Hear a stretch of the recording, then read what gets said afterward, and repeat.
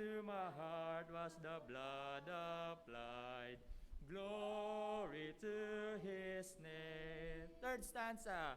Oh, precious fountain that saves from sin. I am so glad I have entered in. There Jesus saves me and keeps me clean. Glory to his name. Glory to his name. Glory to his name. There to my heart was the blood applied. Glory to his name. Last stanza. Come to this fountain so rich and sweet. Cast thy poor soul at the Savior's feet. Plunge into day and be made complete. Glory to his name. Glory to his name. Glory to his name. There to my heart was the blood applied. Glory to his name. Panalangin po tayo, Brother Josh. Pangunahan niyo po kami sa panalangin. Panginoong Diyos, marami pong salamat sa hapon ito at inyong pinagkaloob sa amin. Salamat po na kami pinibigay ng pagkakataon na makapagtipon-tipon ulit at ilang katao lamang dito sa laban nito. Marami pong salamat. Pinupuri po namin yung sinasamba.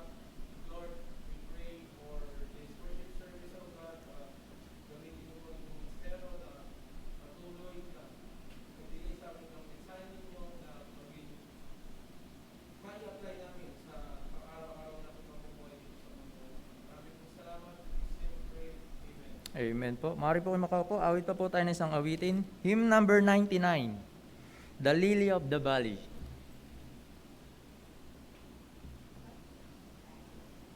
Hymn number 99 po sa mga hymnals. 99.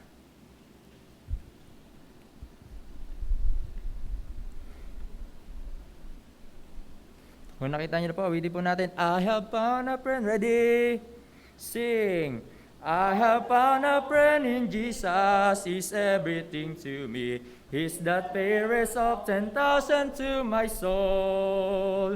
The lily of the valley, in him alone I see. All I need to cleanse and make me fully whole.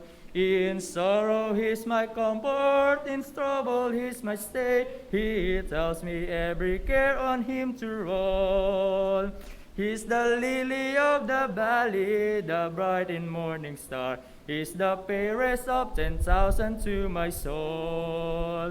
He all my grief has taken and all my sorrows borne. In temptation he's my strong and mighty tower.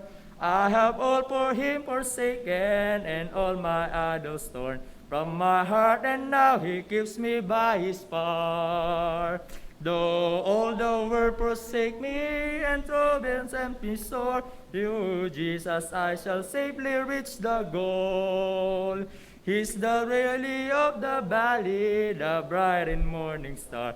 He's the fairest of 10,000 to my soul. Last stanza. He will never, never leave me.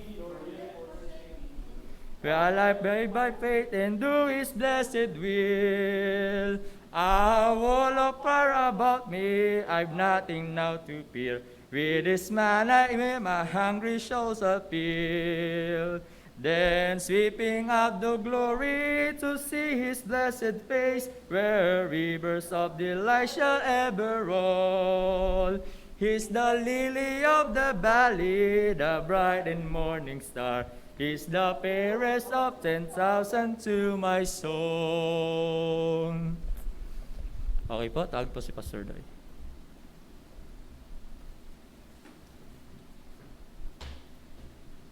Okay, magandang hapon po sa inyong lahat. Isang pribileyo na makapagkita-kita tayo sa hapon ito.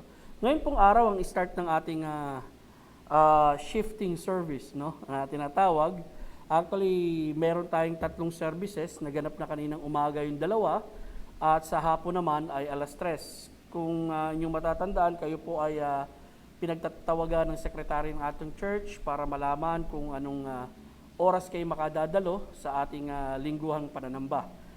So may mga kapatiran pa rin tayo, no, na talagang hindi makadadalo bunga nga ng kanilang yung tinatawag nating health risk para sa kanila. Tumaas tayo na sana habang tumatagal mag-progress hanggang sa dumating yung panahon na mas malaki na ang porsyento na pwedeng makadalo sa ating pananambahan. Well, ang announcement po natin, dun sa Facebook page natin, nakita nyo naman yung ating mga precautionary measures na kinakailangan gawin. Ang mahalaga dito, meron po tayong alcohol dyan, meron din po tayong foot bath, meron din po tayong mga available na face shield bukod sa may kanya-kanya tayong face mask na sinusuot. Yan po yung mga bagay na ginagawa natin para higit natin mapangalagahan yung kalusugan ng bawat isa. Ganun din, atin pong sinasanitize to, no? Meron ho tayong spray dyan na Lysol at in the long run, baka this coming August, Lord willing, makabili po tayo ng ating air purifier, no? Mga 4 siguro ang kailangan natin dito na air purifier since stored air ang meron kasi tayo rito, naka-aircon po tayo, no? Wala sanang problema kung crosswind tayo, no? Yung talagang true and true, yung bintana natin at umiikot yung hangin. So, there is a need talaga of air purifier, lalong-lalo na sa mga ganitong uri ng saradong lugar, no? So, yun po, yung mga bagay na yun ay bilang paghahanda rin at bilang pag-iingat din sa ating mga kapatiran na pumupunta. By next week sa umaga hanggang hapon po ako rito, no, na mangangaral ng salita ng Diyos at ganoon din sisikapin ko ring makapag-ere ng video. Okay? Katulad ng ginagawa ko nung lingguhan, nung wala pa tayong ganito, sa pamamagitan uli ng sa Sunday school lessons naman natin sa church. So bagamat may 3 services tayo, we will try to have Sunday school lessons also na idadagdag ko bilang isang video natin. Ganun din, every Wednesday night sa ngayon, nasa pamamaraan pa rin tayo, no, nung pre-recording na pagpapahayag ng salita ng Diyos at ito po ay ginagawa ni Brother Mark. Kaya this coming Wednesday, si Brother Mark ulit hanggang katapusan and then by August, magsisimula na po tayo ng ating prayer meeting ng Wednesday night prayer meeting. I hope by that time, ganun din naman ang dumadalo sa prayer meeting, mga nasa 15 pataas din naman ang dumadalo. So, I hope by that time, mas maluwang-luwang na rin at higit na madadagdagan yung upuan natin. Dahil sa isang banda, kinakailangan talaga nating mas maingat, no? Dahil ayaw nating masisita at ayaw naman natin ma-violate ng batas na itinakda para sa kapakanan din ng bawat miyembro ng church. So this afternoon, maraming salamat, narito kayo. At ako yung nagpapasalamat din dahil si Sonia at saka si MJ talagang may dalang bisita ngayong hapon, no? Ang pangalan niya si Bless, tama ba? Bless, no? Si Miss Bless. So Miss Bless, maraming salamat. Alam ko na exercise ka dahil 3rd floor kami, no? Yung mga senior citizen namin talagang na-exercise eh. Actually, minsan nakakalungkot, no? May miyembro tayo na bago mag-lockdown, kasama-sama natin. Ngayon pagkatapos ng lockdown, hindi na natin kasama-sama. Yan po si Kuya Rudy Centeno na pumanaw 2 weeks ago. Dahil nga po, alam natin may sakit siyang cancer, pero nagkaroon siya ng massive blood clot na naging cause ng heart attack.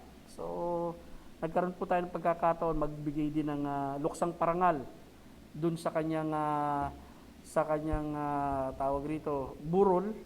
At kaninang umaga, meron din tayong isang kapatid sa pananampalataya, yung Hipolito family. I was with them na nagkaroon kami ng luksang parangal or funeral service dito sa Maylaloma.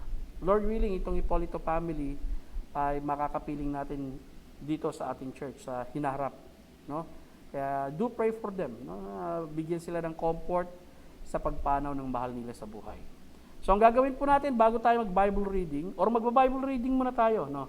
Tapos aawit tayo ng isang awitin, and then saka tayo mangangaral ng salita ng Diyos. Okay? So sa umaga pong ito, hindi na po tayo magagawang makapagkamay eh. Dahil usually meron tayong pagbate, di ba, na ginagawa. So hindi muna tayo magbabatean ngayon. Hindi rin naman tayo pwede maguntugan, no? Untugan lang ng knuckles, ganun pa man. Ang gagawin natin, dediretso na tayo sa ating Bible reading sa hapong ito, and then magpapaawit si Brother Erwin. After magpaawit ni Brother Erwin, we will proceed to our message. Okay? So, Josh.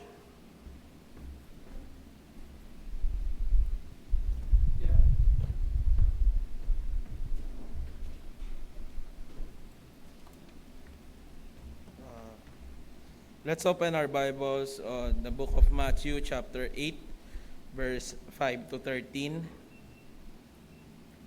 So, nandyan na po ba tayo?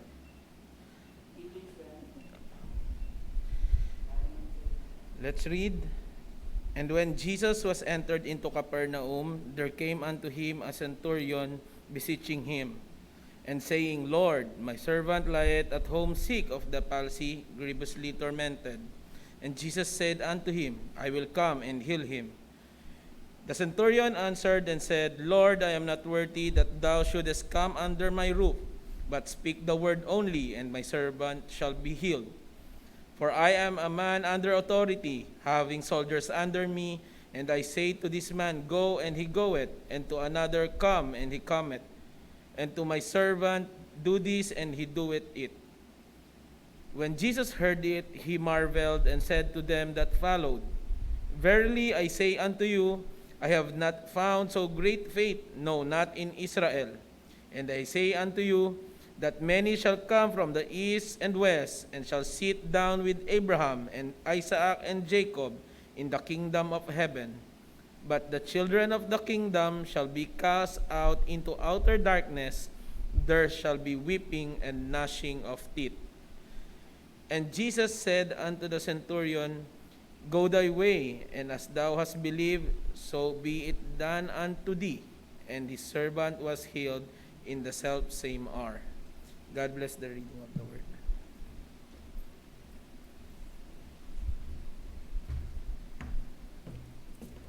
Tumayo tayong lahat, mananalangin po muna tayo as the Word of God is being read. Let us pray. Mahabaging Diyos naming nasa langit, amang makapangyarihan sa lahat, marami pong salamat sa hapong itong ipinagkaloob mo sa amin. Maging sa buong maghapon, Panginoon, kaninang umaga, sa pananambahang ginawa ng mga nauna naming kapatid sa pananampalataya. At ngayong hapon, Panginoon, sa sama-samang pananambahan ng mga kapatid na narito, nagpapasalamat rin kami, naghatid ka sa amin ng bisita ngayong hapon. Amang Diyos namin nasa langit, sa ngalan ng aming Panginoong Jesus, ikaw nawa ang mapapurihan at mabigyan namin ng kalulatian sa aming pananambahan ngayon. Ganun din, dalangin ko ang pagpuspos mo ng Espiritu Santo sa bawat isa na maunawaan ang mensaheng ihahatid ngayong hapon. Panginoon, umuwi nawa kami na may laman ang aming puso at isipan ng mga katotohanang buhay mula sa iyong salita. Ganun din, Panginoon, hinihiling namin ang patuloy mong pag-iingat sa amin na protektahan mo ang bawat isa, bagamat kami ay gumagawa rin ng paraan, Panginoon, paano namin na higit na masusunod ng may buong pag-iingat na ang bawat isa ay mapanatiling nasa malusog na kalagayan. Salamat, Ama, sa oras na ito. Patnubayan mo kami sa mga susunod pang gawain sa ngalan ni Kristo Jesus. Amen.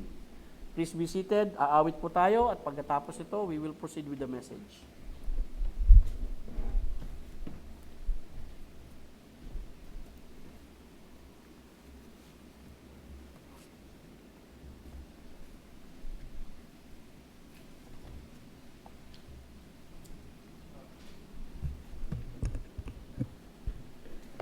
Sige po, awit pa po tayo sa awitin. Redeem, hymn number 76.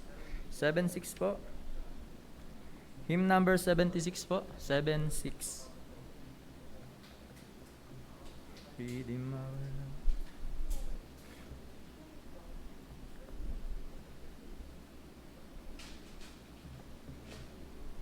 Kung nakita nyo na po, awitin po natin. Redeem how I love. Ready, sing. Redeem how I love to proclaim it. Redeemed by the blood of the Lamb. Redeem into His infinite mercy. His child and forever I am. Redeem, redeem. redeemed by the blood of the Lamb. Redeem, redeem, His child and forever I am. Redeemed and so happy in Jesus, no language my rapture can tell. I know that the light of His presence with me that continually dwell. Redeem, redeem, redeemed by the blood. Redeem, redeem, His child and forever I am. I think of my blessed Redeemer, I think of Him all the day long. I sing for I cannot be silent, His love is the theme of my song. Redeem, redeem, redeemed by the blood of the Lamb. Redeem, redeem, His child and forever I am. Last stanza.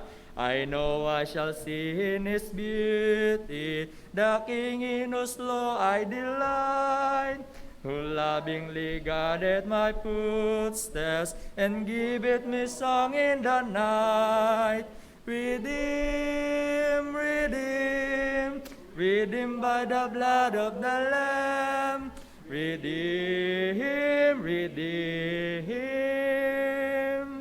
His child and forever I am. Amen po. Tawagin si Pastor Day sa pangangaral sa Diyos. Okay, maraming salamat sa tagapagpaawit natin. Siya nga pala sa lahat ng nanonood sa atin sa live stream, no? Lalo na yung mga kapapatiran natin, kinakailangan manood kayo. Kasi every Sunday naman, dalawang services talaga natin, isang morning at isang afternoon. At kung sa buong maghapon nasa church ka nga, may Sunday school pa, may morning worship service, at saka may afternoon worship. So sa pagkakataong ito yung afternoon worship natin, bagamat may pagbabago, yung araw ngayon, hinati natin sa 3 service dahil kinakailangan natin, no? Hindi lumabas dito yung title ko, pero ang title ng mensahe ko sa hapong ito, pinamagat ang mga prinsipyong nakapaloob sa isang taong may dakilang pananampalataya. Nasa Mateo 8:5-13, yung binasa kanina sa English, no? Pero ito, babasahin natin sa Tagalog, okay? At sa pagbasa natin, sundan niyo po ng inyong mga mata, pagkatapos natin basahin yan, mananalangin po tayo, and then we will proceed with the message. Ganun din po, no? Yung mga nasa bahay, na mga kapatid natin nagla-livestream ngayon, ay sundan niyo po kami sa ating pag-aaral ng salita ng Diyos, no? Isa sa mga paborito kong passage ito sa Biblia, no? Mga prinsipyong nakapaloob sa isang taong may dakilang pananampalataya. Yun po ang makikita natin. Mateo Kapitulo 8, talatang 5-13. Nang pumasok na si Jesus sa Capernaum, may lumapit sa kanya na isang kapitan. Na namamanhik sa kanya, sinabi ng kapitan, Panginoon, ang aking lingkod ay nakaratay sa bahay, lumpo at lubhang nahihirapan. Sinabi ni Jesus sa kanya, ako'y paroroon at pagagalingin ko siya. Ngunit sumagot ang kapitan, Panginoon, hindi ako karapat-dapat na ikaw ay pumasok sa aking bahay, ngunit magsalita ka lamang at mapapagaling mo na ang aking lingkod. Ito ay sapagkat ako rin naman ay isang taong nasa ilalim ng kapamahalaan, na may nasasakupang mga kawal, sinasabi ko sa isang tao, pumaroon ka at pumaparoon siya. Sinasabi ko naman sa iba, halika at lumalapit siya. Sa aking alipin naman ay sinasabi ko, gawin mo ito at kanya itong ginagawa. Namangha si Jesus nang marinig niya ito. Sinabi niya sa mga sumusunod sa kanya, katotohanan, sinasabi ko sa inyo, kahit sa mga taga-Israel ay hindi ko nasumpungan ang ganito kalaking pananampalataya. Sinasabi ko sa inyo na marami ang manggagaling sa silangan at kanluran at kakain kasama ni Abraham, Isaac at Jacob sa paghahari ng langit. Ngunit ang mga anak ng paghahari ay itatapon sa kadiliman. Doon ay magkakaroon ng pananangis at pangangalit ng mga ngipin. Sinabi ni Jesus sa kapitan, lumakad ka na, mangyayari ang ayon sa pananampalataya mo at ang kanyang lingkod ay gumaling sa oras ding iyon. Manalangin po tayo. Ama naming Diyos na nasa langit, Ikaw na makapangyarihan sa lahat. Sa hapong ito, Panginoon Diyos, may hamon sa amin mula sa iyong salita patungkol sa dakilang pananampalataya, na alam ko walang pinipiling lahi. Kaya Panginoon Diyos, ang dalangin ko sa pamagitan ng sa pamagitan ng pangalan mo, ang banal na Espiritu ay kumilos sa aming kalagitnaan, na siyang magbigay ng unawa sa amin, katatagan at kaaliwa ng puso, upang maintindihan namin sa aming buhay kung papaano kami magkakaroon ng dakilang pananampalataya. Patnubayan mo kami, O Diyos. Lahat ng ito'y dalangin namin sa iyo sa ngalan ni Kristo Jesus. Amen. Proceed na po tayo sa ating mensahe. Okay. Teka lang ho At mukhang ito ang problema kapag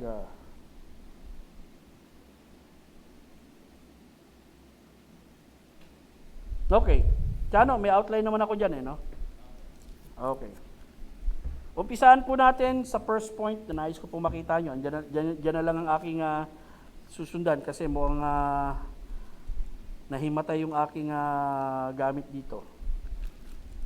Matthew chapter 8.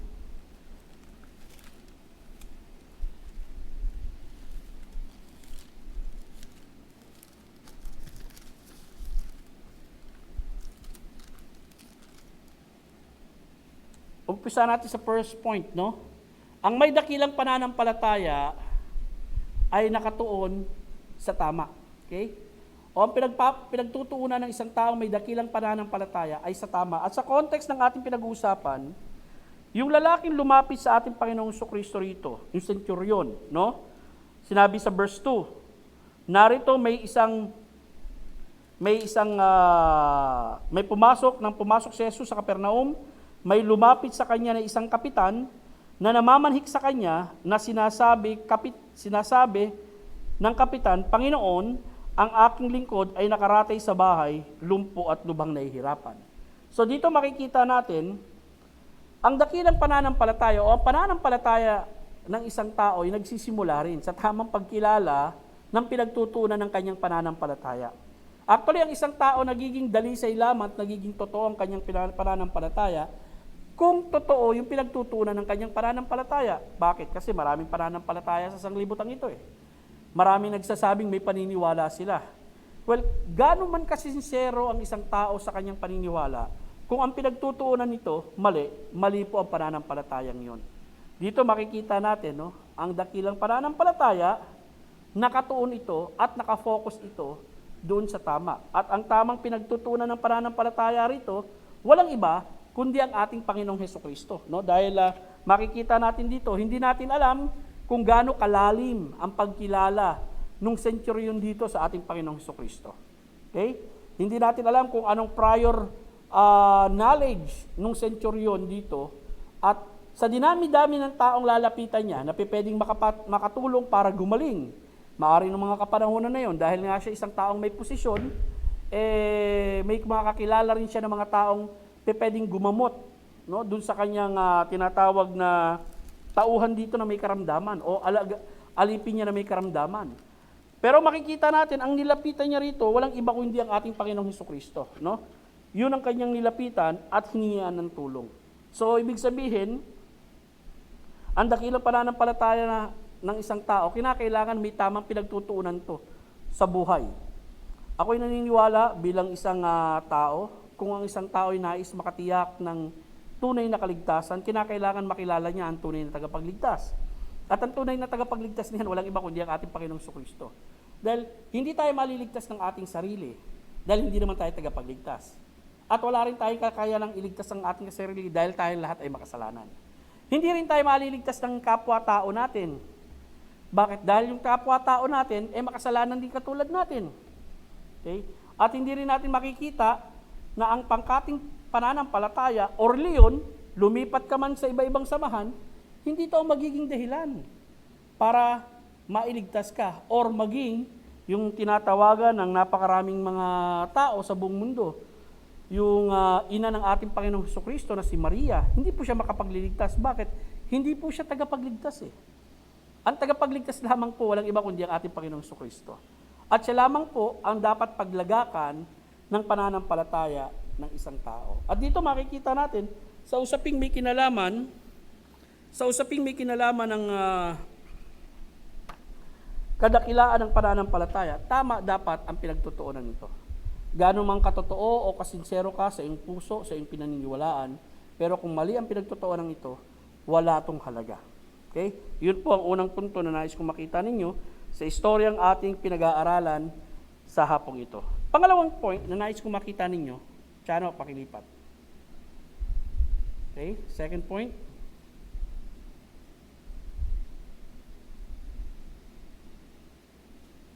Okay. Ang dakilang pananampalataya ay nakikitaan ng pagmamalasakit sa kapwa. Look at the story, no? Brad? Yan. Ang dakilang, sige, dyan muna. Ang dakilang pananampalataya ay nakikitaan ng pagmamalasakit sa kapwa. Babasahin ko po yung text para maintindihan ninyo, no? Sinabi ni Jesus sa kanya, sa verse 6, sinabi ng kapitan, Panginoon, ang aking lingkod ay nakaratay sa bahay, lumpo at lubhang nahihirapan. Actually, sa verse 5, nang pumasok si Jesus sa Capernaum, lumapit siya sa kanyang isang kapitan at namamanhik. No? May prayer request sa kanya.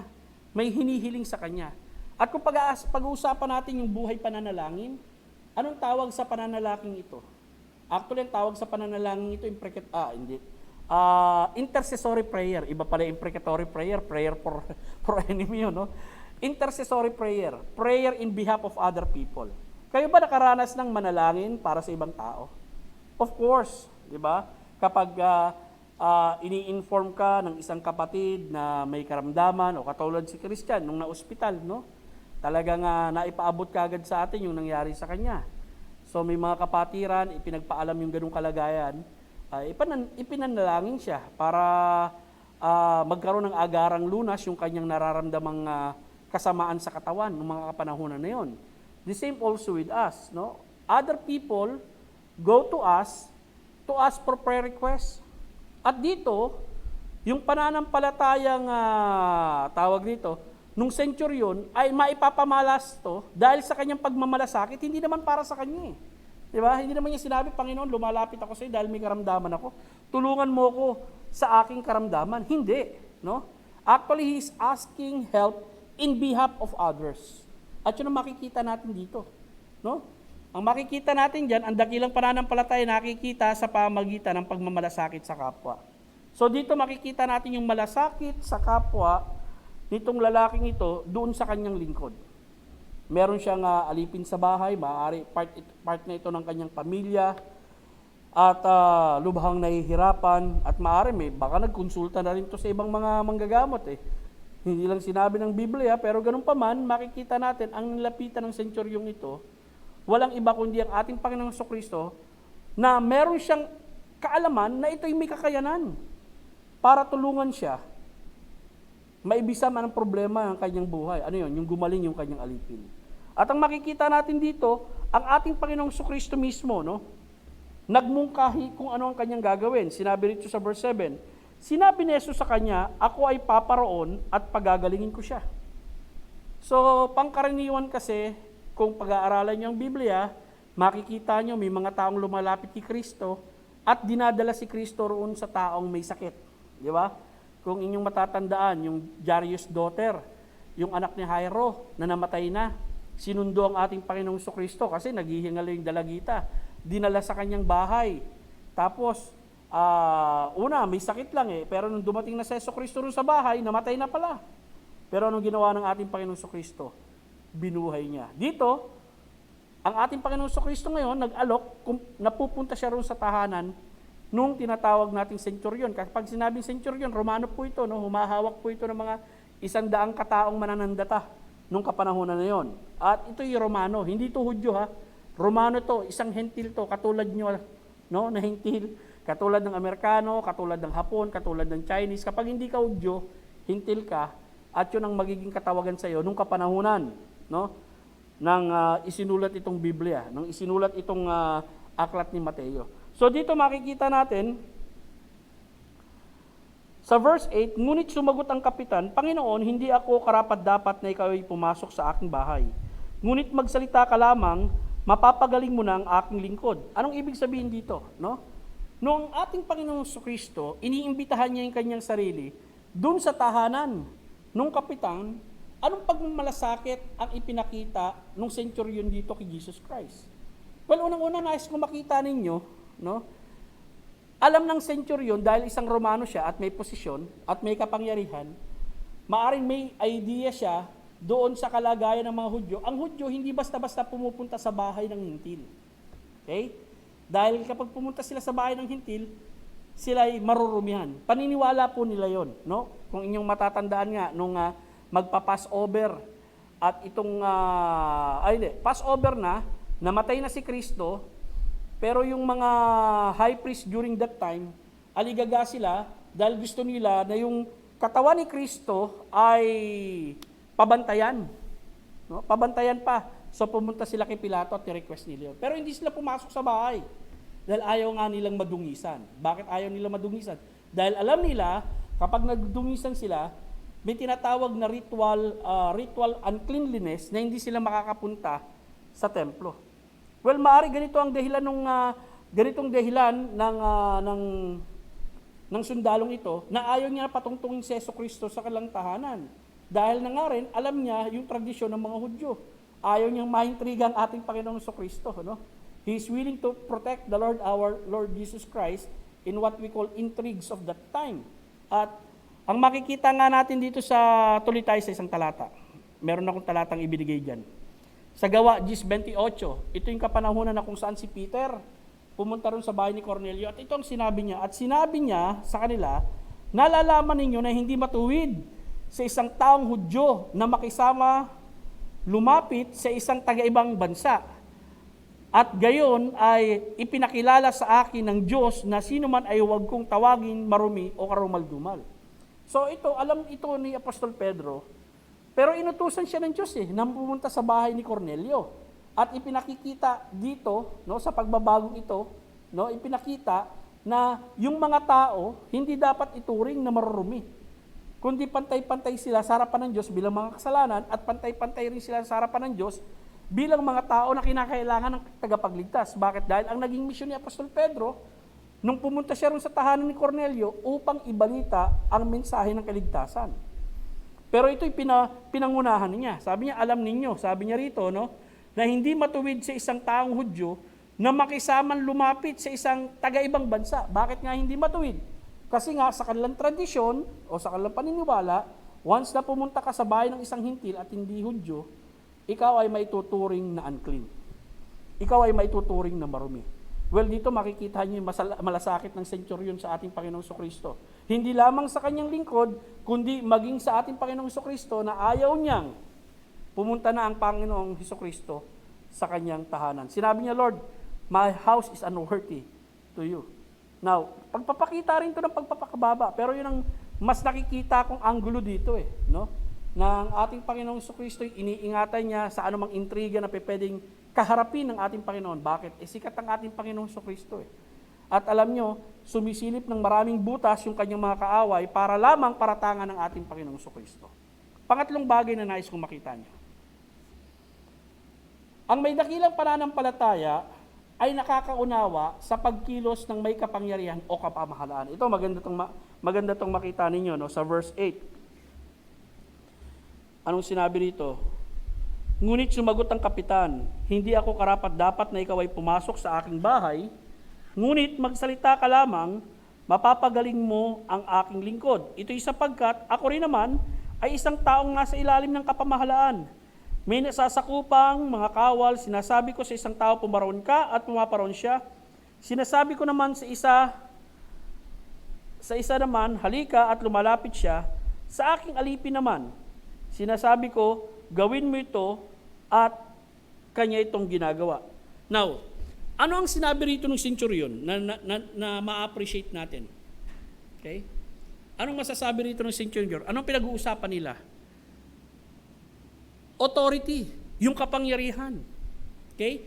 Yung centurion, sumusunod sa kanyang tao dahil meron siyang kapamahalan at may kapangyarihan siya, At karapat dapat siyang sundin dahil ang backing niya during that time, the authority of the Roman Empire. Okay? On the other hand, naunawaan niya, si Yesu Cristo rin may authority, may kapangyarihan.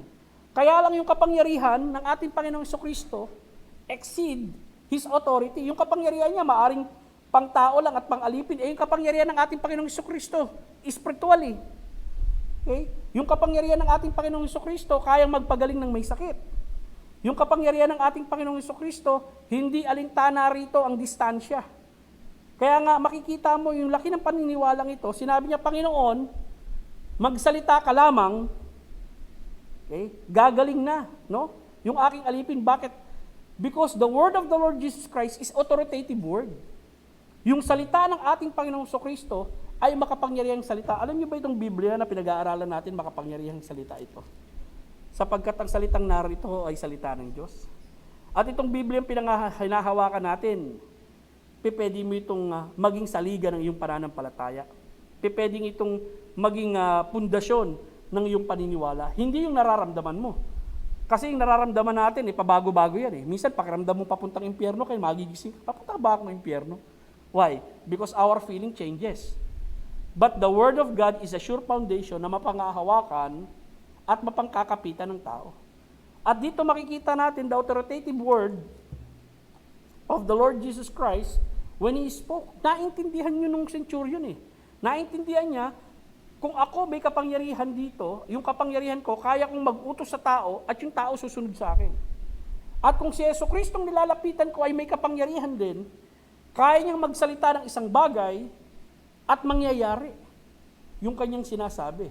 Kaya nga lang, yung kapangyarihan ng ating Panginoong Kristo, nais kong makita ninyo, abay hindi abot yun ng kapangyarihan ng centurion.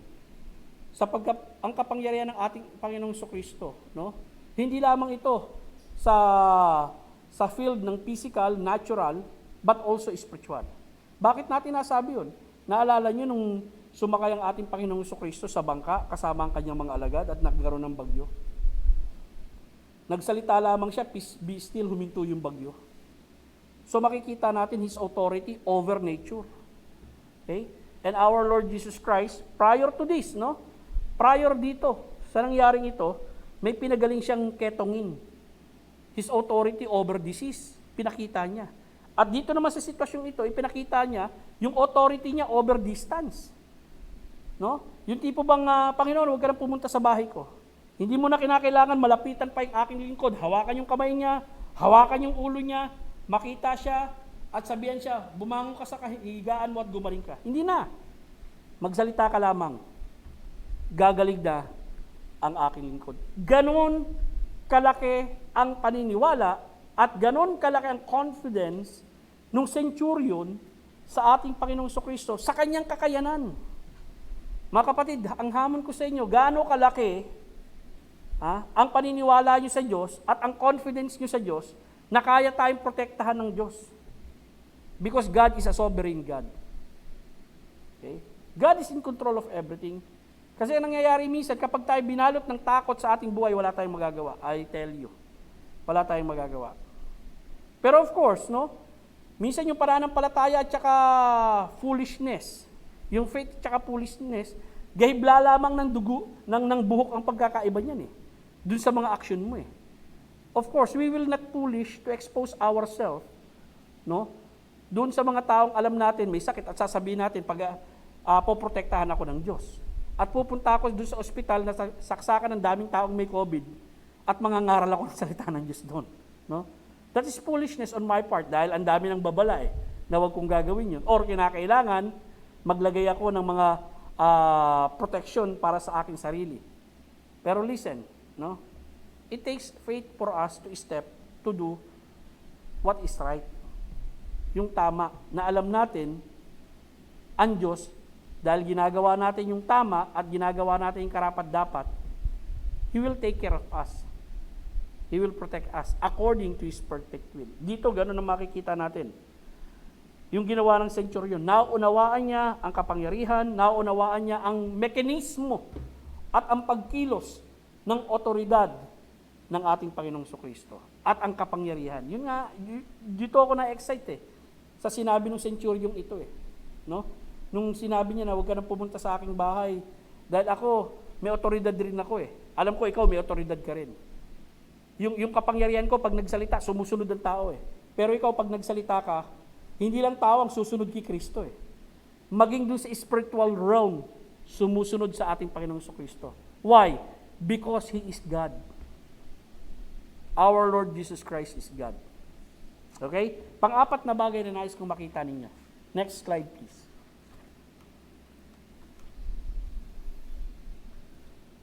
Yan. Ang dakilang pananampalataya ay napupuri at nabibida. Okay? Not in a negative sense. Hindi natin ibinibida yung pananampalataya natin. Sa kontekstong ito, ang nagbida ng pananampalataya ng centurion, sino? Si Jesus Christ. Anong ibig sabihin nito? No? It is something intangible eh. Okay? Yung pananampalataya mo, okay, ang nakakakitang lubos niyan, walang iba kundi ang Diyos. But it is manifested in your works. At maging sa sinasabi mo. Okay? Katulad ni Enoch, nalugod ang Diyos sa kanya. In what way na manifest ni Enoch yung kanyang pananampalataya sa Diyos? He walked with God. He fellowship with God. He stayed with God. He lived for God. At ginawa niya yung mga bagay na nakalulugod sa Diyos sa buhay niya. Okay. He understand God. At ang reward ng Diyos kay Enoch, hindi siya hinayaan ng Diyos na mamatay. Kinuha siyang buhay ng Diyos. At dinala siya sa tahanan ng Diyos. Kapiling ng Diyos. Isipin mo yung ganung pananampalataya, no? Na sa buhay mo, nalulugod mo ang Diyos. Na sa buhay mo, dito makikita natin, it is dalawang pangyayari yan sa Biblia, parehong hintil, no? Na ang ating Panginoong Kristo, nagmanifest yung pagiging tao niya eh. In what way? Yung pagkamangha ba? Well, God is not, ang Diyos hindi na so surprise eh. There is no surprise for God. Why? Because God is all-knowing.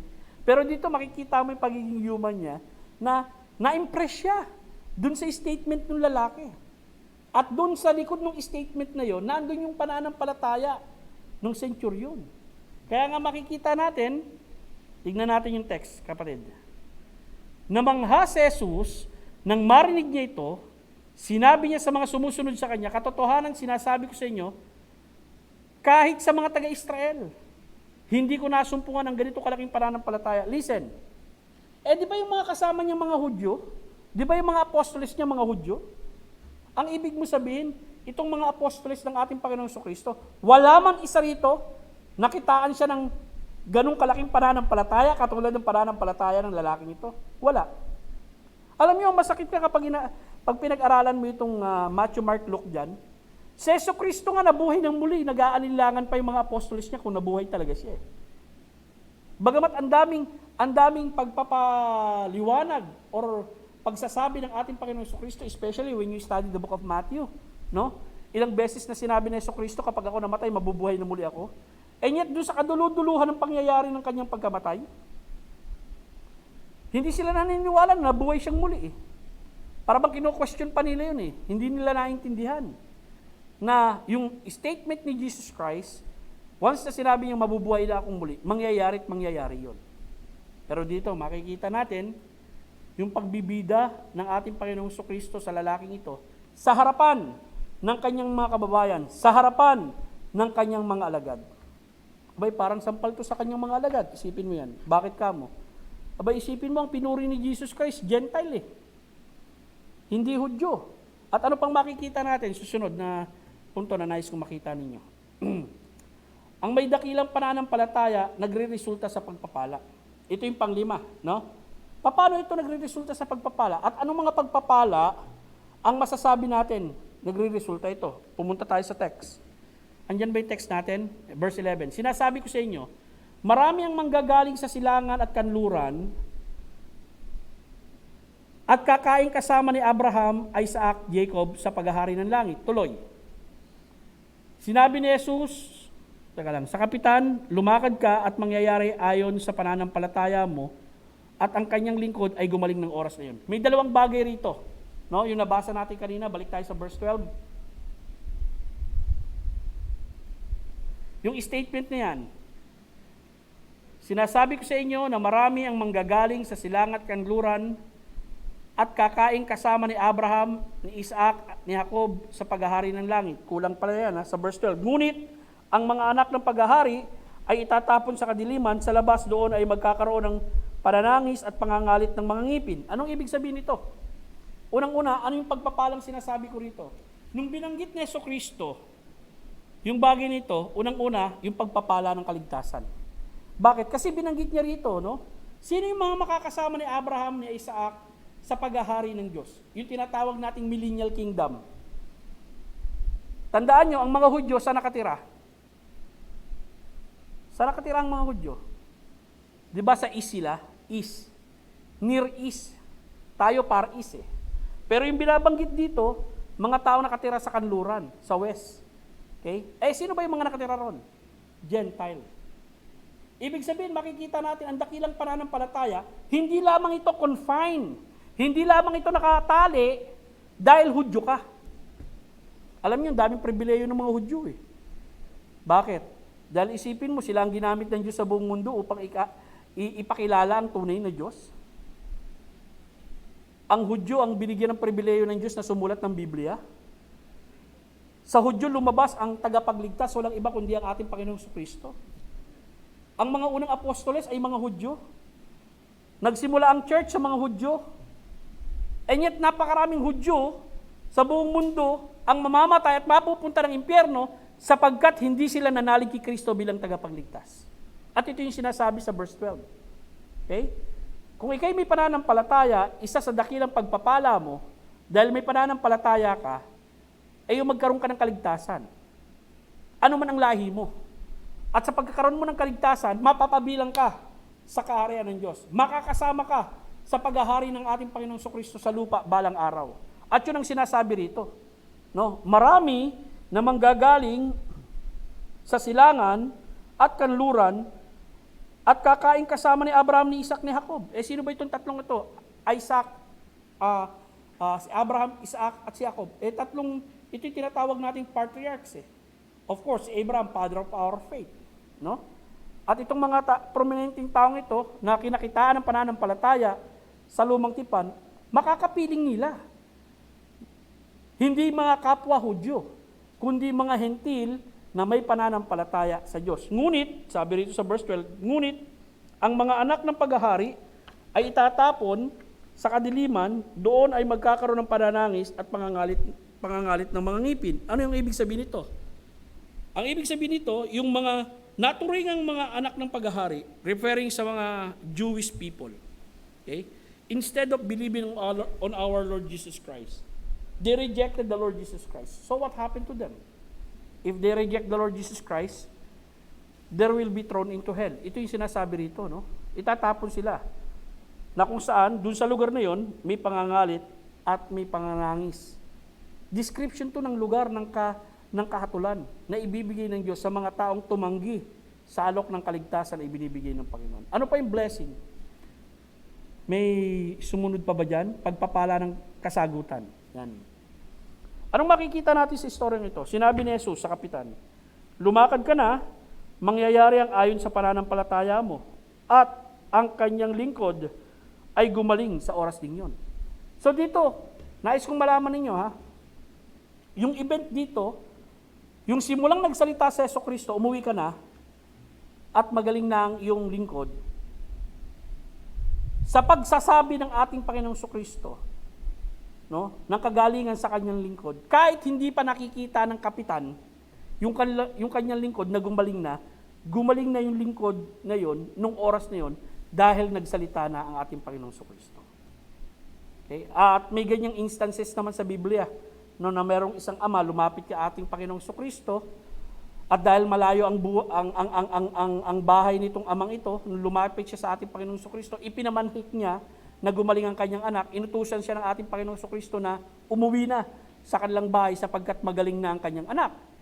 Tapos sinalubong siya ng kanyang mga alipin at tinanong niya yung mga alipin, anong oras gumaling yung anak ko? At sinabi ng kanyang mga alipin, ganitong oras, yung oras na yon, kausap niya ang ating Panginoong Jesucristo. Okay? So mga kaibigan, makikita natin, ano ba ang pagpapala ng pagkakaroon ng dakilang pananampalataya? Well, of course, kaligtasan. Well, kapag pinag-uusapan naman natin ang kaligtasan, hindi pinag-uusapan kung gaano kalaki or kung gaano kaliit ang pananampalataya mo. Ang pinag-uusapan rito, yung pinagtotoonan ng iyong pananampalataya. Bakit? Kasi ang dakila rito, walang iba kundi yung tagapagligtas natin. Okay? Siya ang dapat nating kilalanin na may kakayanan na iligtas tayo, gaano kalaki o kaliit man ang ating pananampalataya. Sa kabilang banda rin, no, kung tayo mananalangin at hihiling sa Panginoong Diyos, isa sa mga pagpapala na tayo may pananampalataya, yung sinasagot niya tayo sa ating panalangin. Pumunta po tayo sa isang aklat, sa aklat ng Santiago, Kapitulo 1, talatang 5. Pansinin niyo po itong katotohanan ito. Santiago, Kapitulo 1, talatang 5. Ngunit kung ang sino man sa inyo ay kulang sa karunungan, humingi siya sa Diyos, at iyon ay ibibigay sa Kanya. Ang Diyos ay nagbibigay ng masagana sa lahat at hindi nagagalit. Ngunit kapag siya ay humingi siyang may pananampalataya at walang pag-aalinlangan, sapagkat ang taong nag-aalinlangan ay katulad ng isang alon sa dagat na tinatangay at ipinapadpad ng hangin. Ang taong nag-aalinlangan ay hindi dapat mag-isip na siya'y tatanggap ng anuman mula sa Panginoon. Ang taong dalawang isip ay hindi matatag sa lahat ng kanyang mga lakad. So dito mga kapatid, no? Faith is required for God to answer your request. So nais mong makita yan sa iyong buhay, abay manalig ka sa Diyos na may kakayanang sumagot ng hinihingi mo sa Kanya sang-ayon sa iyong kalooban. At lagi ko pong papaalalahanan kayo, mga kapatid. Wag sana naman ang 90% ng inyong hinihingi sa Diyos puro material na bagay. Dahil kung ilalapat natin sa Biblia, yung mga prayer request natin, baka mapahiya tayo sa Diyos dahil majority ng prayer request sa Biblia yung may kinalaman sa spiritual na aspeto ng isang tao. Pero hindi ko binabaliwala, no? Yung kahalagahan na hingin nyo yung mga pangangailangan nyo. Kasi itinuro yan ng ating Panginoong Jesucristo eh. Naalala nyo yung magturo siya sa atin ng panalangin? Give us this day our daily bread. So makikita rin natin doon, itinuro ni Kristo na hingin natin sa Kanya yung pangangailangan natin sa physical na aspeto as well sa spiritual na aspeto ng buhay ng isang tao. Pero makikita po natin majority hinihingi ng mga mananampalataya ay laging may kinalaman sa spiritual na aspeto ng buhay ng isang tao para sa kanyang kapwa. Ang Diyos ba kaya magpala sa physical na aspeto? Yes. Ang Diyos ba kaya magpala sa spiritual na aspeto maging ng mga kagalingan? Yes. Okay? Kayang gawin ng Diyos yun, sang-ayon sa kanyang soberanong kalooban sa bawat buhay natin. Mga minamahal, no? Nais ko sana kayong hamunin lahat bilang kapatid ko sa pananampalataya na tayo rin, no? Bilang mga mananampalataya, isubsub natin ang sarili natin sa mga katotohanan at mga pangako na makikita natin sa salita ng Diyos na siyang makapagpapatatag at makakapagpalago ng ating pananampalataya. Hindi ba? Majority naman yata rito, no? May mga asawa na. The more you become close to your wife or to the person that you love, no? The more na nakikilala mo siya sa buhay at nakikilala ka niya sa buhay, the more na nagkakaroon ka ng confidence sa kanya. Okay? At of course, tayo mga taong may kapintasan eh. Okay? Pero nakikilala mo siya through thick and thin. No? The same is true with God, but God is perfect.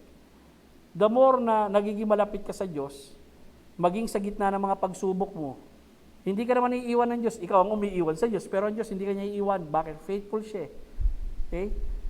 The more na lumalalim ang pagkakilala mo sa Kanya. Paano natin malalaman yan? Mula sa Kanyang salita. I tell you, faith cometh by hearing, and hearing by the Word of God. At ang dalangin natin, the more we study the Word of God, may we request to God, Lord, make this truth na nababasa ko sa iyong salita, maging makatotohanan sa experience ko sa buhay. Kasi it is one thing to have theory, katulad dito, pinag-aaralan natin, dakilang pananampalataya eh. But it is another thing kapag naandun ka na sa sitwasyon na talagang mamamatay ka na, no? Sa sitwasyon na talagang kinakailangan yung dakilang pananampalataya. Okay? Katulad ng nangyari dito. Ang kagandahan nga lang dito, no? It is not for the centurion, but it is for other people. Dahil may malasakit siya. Okay? Andyan pa ba yung outline ko? Makakabalik tayo sa dulo? Hindi, yan pa yung outline ko. Sige. Umpisa natin. Hindi, tama yan. Ang may dakilang pananampalataya ay nakatuon sa tama. Ito ang ating Panginoong Kristo. Pangalawa, ang dakilang pananampalataya ay nakikitaan ng pagmamalasakit sa kapwa. Pangatlo, ang dakilang pananampalataya ay nakakaunawa ng pagkilos ng may kapangyarihan o kapamahalaan. Ikaapat, ang dakilang pananampalataya ay napupurit na bibida. Of course, hindi ikaw, kundi ang magbibida ng pananampalataya mo, ang Diyos. He will promote you. At panglima, ang dakilang pananampalataya ay nagre-resulta sa pagpapala. At yung nakita nating dalawa kanina, walang pisikal na pagpapala ron, ha? Kaligtasan at yung kasagutan sa kanyang panalangin, yung kagalingan ng kanyang kapwa. Magandang hapon po sa inyong lahat, no? Mananalangin na po tayo. Ama naming Diyos na nasa langit, lubos po ako nagpapasalamat sa mga katotohanang amin na pag-aralan mula sa iyong salita. Tunay nga po, O Diyos, na makikita namin sa Biblia, napakaraming tao, Panginoong Diyos, na halos majority ang walang pananampalataya sa iyo. Bagamat kaming mga anak mo, Panginoon, ay patuloy rin na nag-i-struggle na sumunod at gawin ang iyong kalooban sa aming buhay. Tulungan mo kami, Panginoon, na sa pananampalatayang pinagkaloob mo sa amin, patuloy mong inaalagaan, pinatatatag at pinalalago, Panginoon. Lalo naming makita ang kagandahan mo. Lalo naming ma-appreciate ng husto ang kapangyarihan mo at ang otoridad mo over us and over our family and over this world, O God. Nawa kung anuman takot meron kami sa aming mga katawan, palitan nawa ito ng pananalig sa iyo. That you are in control of everything. Salamat, O Diyos, sa mga kapatid na narito ngayong hapon. Salamat sa bisita na meron kami, si Bless. Ikaw patuloy na mag-ingat sa bawat isa. Ikaw ang magbalik sa amin sa susunod na linggo. Ikaw ang mag-translate, Panginoon, sa aming buhay ng mga katotohanang malalaman namin sa iyo kapag pinag-aralan namin ng iyong salita at tumawag kami sa iyo. Ama, salamat sa mga kapatid na narito ngayong hapon sa ngalan ni Kristo Jesus. Amen. Okay? Dadako po tayo sa ating offering. At ang paraan po ng offering natin, iikot po si Jeff, no? Isa lang ang hawak ng offering. Kasi usually ang ginagawa natin, di ba, pasa-pasa. So ayaw natin humawak ng maraming kamay. Isang kamay na lang hawak ng lalagyan. And then, this offering is not obligatory. It's up to you to give. Alam niyo po yung teaching natin tungkol sa bagay niyan. But it is a joy to give. Okay? Jeff, can you pray for the offering?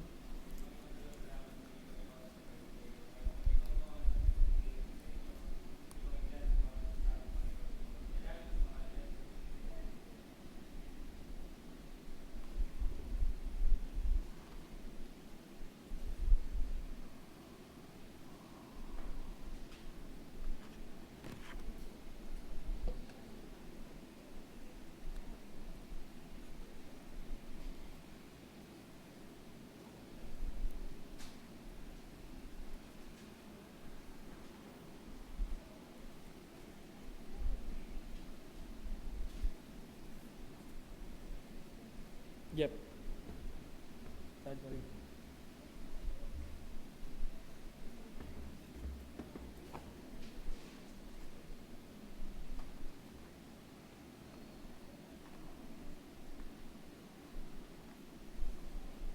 Asa na si Brother Christian? Sa loob ba? Sa labas? Nawala eh. Pagpipray ko sana bago magtapos. Biglang na-rapture ah. Okay.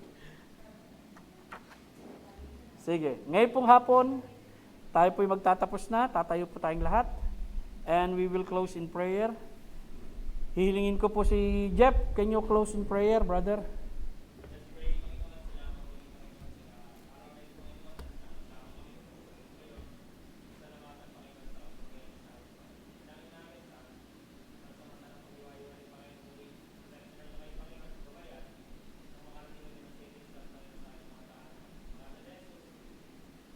Okay. Maraming pong salamat. At salamat din po sa ating mga tagapakinig, no, sa mga bahay-bahay nila. Okay.